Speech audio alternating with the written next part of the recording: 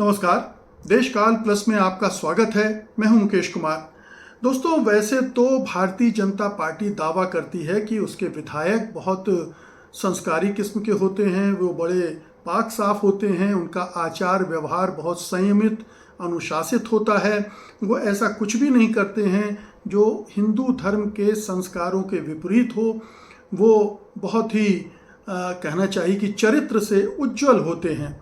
लेकिन ये दावा बार बार खंडित होता रहा है और बीजेपी के नेताओं ने इसको खंडित किया है, बीजेपी के सांसद विधायकों ने खंडित किया है। आज मैं आपको उन विधायकों के बारे में बताना जा रहा हूं जिन्हें बीजेपी संस्कारी बताती रही है, जिन्होंने बाहर तो जो कारनामे किए होंगे, लेकिन सदन के अंदर, विधानसभा के अंदर ऐसे ऐसे कृत्य किए हैं जो न केवल पार्टी को बल्कि कहना चाहिए कि लोकतंत्र को, संविधान को और पूरे भारत को शर्मिंदा करने वाले हैं।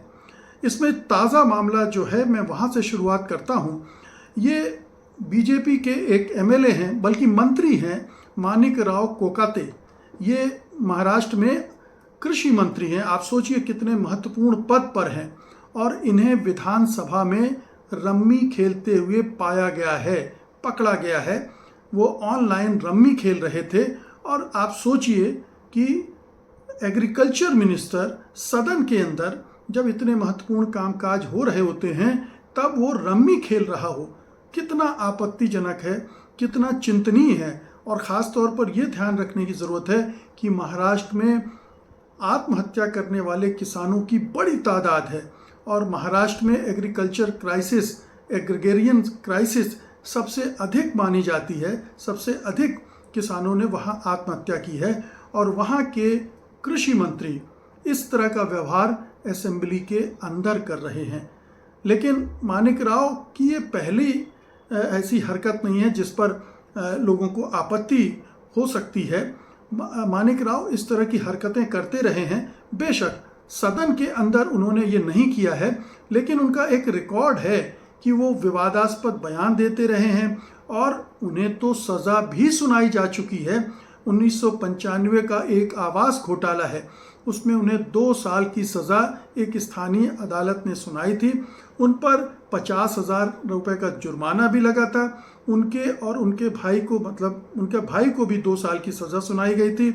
और 2 साल की सज़ा सुनाए जाने का मतलब है कि आपकी विधायकी भी जाएगी और आपकी सदस्यता भी जाएगी, सदन की सदस्यता भी जाएगी, मंत्री पद भी जाएगा, और 5 साल तक आप चुनाव भी नहीं लड़ सकते थे।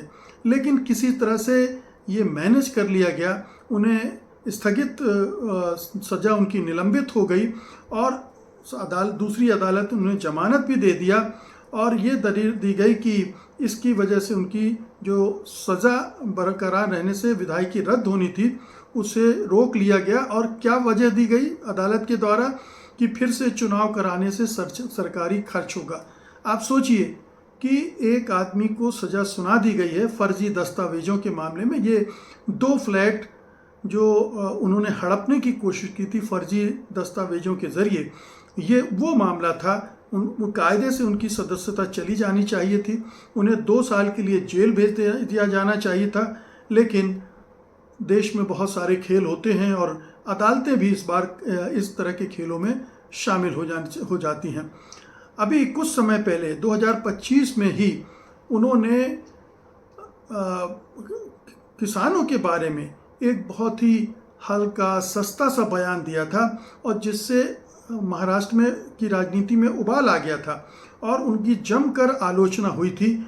लेकिन आप तो जानते ही हैं कि बीजेपी में इस सब को बहुत गंभीरता से अब नहीं लिया जाता है, और इस तरह की हरकत करने वाले विधायक, नेता बने रहते हैं, और कई बार उनका प्रमोशन भी होता है।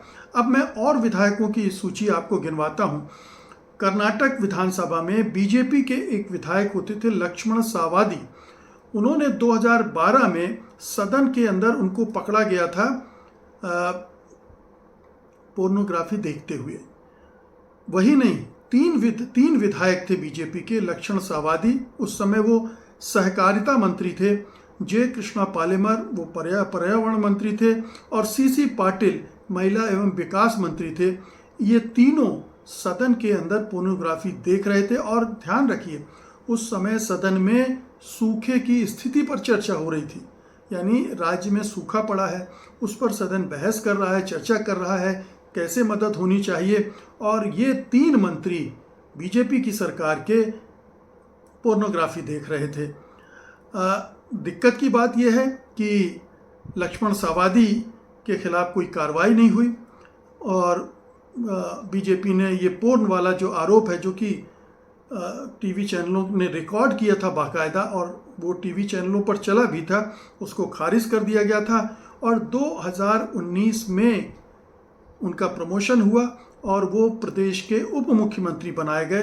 अब आप सोच सकते हैं कि बीजेपी मर्यादाओं की और आचरण की शुद्धता की कितनी परवाह करती है। एक और मामला लीजिए गुजरात विधानसभा का। गुजरात विधानसभा में बीजेपी के 2 विधायकों को एक आईपैड पर अश्लील तस्वीरें और वीडियो देखते हुए पाया गया था और इस घटना का सटीक समय और विधायकों के नाम स्पष्ट रूप से उल्लिखित नहीं है, लेकिन एनडीटीवी ने इस पूरे मामले को उजागर किया था। लेकिन इन विधायकों के खिलाफ भी कोई अनुशासनात्मक कार्रवाई नहीं हुई, उन्हें कोई किसी तरह का दंड नहीं दिया गया। एक और मामला लीजिए 2023 में त्रिपुरा विधानसभा में जो 28 मार्च 2028 की ये घटना है। बीजेपी विधायक थे जादव लाल नाथ, उनको विधानसभा के सत्र के दौरान मोबाइल फ़ोन पर अश्लील वीडियो देखते हुए पकड़ा गया था। ये वीडियो सोशल मीडिया पर वायरल भी हुआ था और विपक्ष ने कार्रवाई की मांग भी की थी, लेकिन नाथ ने बहाना बनाया कि अनजाने से वो उनके वीडियो उनके मोबाइल पर चल पड़ा था। बीजेपी ने उनसे स्पष्टीकरण मांगा था, पार्टी अध्यक्ष ने प्रतीक्षा करने की बात कही थी और उसके बाद कुछ भी नहीं हुआ, उन्हें बख्श दिया गया। उत्तर प्रदेश का मामला लीजिए। उत्तर प्रदेश में ये 16 जुलाई 2025 की बात है कि महोबा से बीजेपी के विधायक को 3 पत्ती, एक तरह का जुआ होता है 3 पत्ती, वो खेलते हुए देखा गया था। अब इसकी हालांकि बहुत आधिकारिक पुष्टि नहीं हुई, लेकिन सब जानते हैं कि ये घटना हुई थी और इसे किसी तरह से दबा दिया गया। तो ये एक लंबी फहरिस्त आपके सामने है। ये तो वो विधायक हैं जो पकड़े गए, जाने कितने विधायक होंगे जो इस तरह की हरकतें कर रहे होंगे और पकड़े नहीं गए हैं।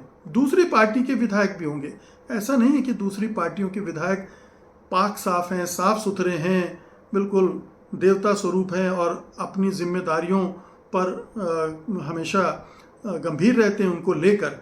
दूसरी पार्टियों के भी होंगे, लेकिन जो मामले सामने आए हैं वो अधिकांश तो बीजेपी के विधायकों के हैं।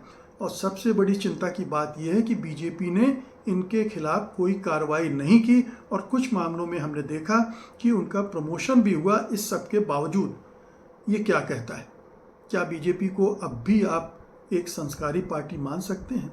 क्या वो सदाचारियों की पार्टी है या फिर इस तरह की हरकतों में लिप्त लोग बीजेपी में शामिल हैं और मुंह पर मुखौटा लगाए हुए हैं हिंदू धर्म का, संस्कारी होने का और पूरे देश के साथ छल कर रहे हैं?